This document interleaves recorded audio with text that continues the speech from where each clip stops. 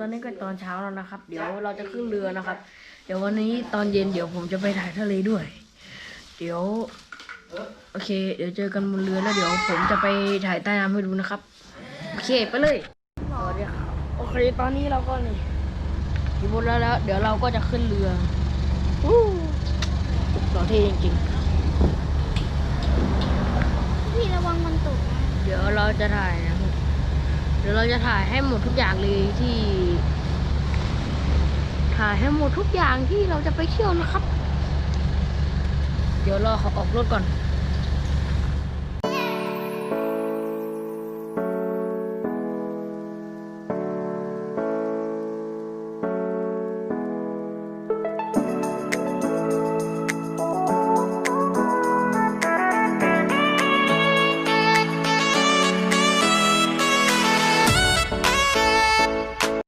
นี่ครับกำลังจะขึ้นเรือครับ2 คนนี้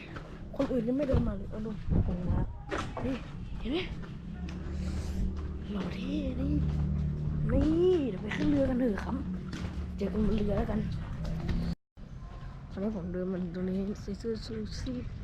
ชีพนั่นแหละเรียบร้อยแล้วนี่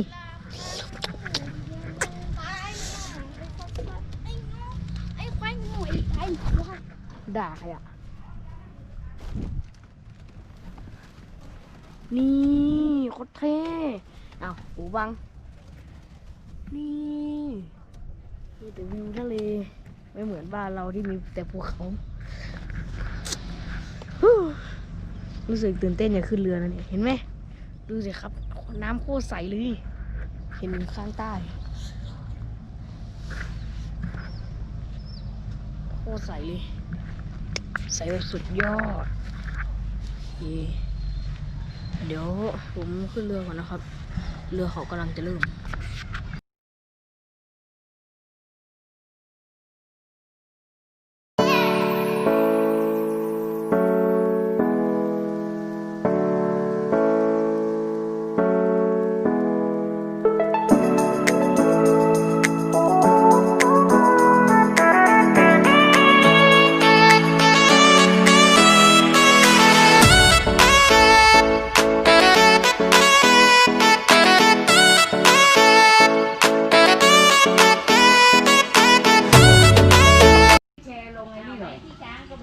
พี่จะเอาลงยูทูบ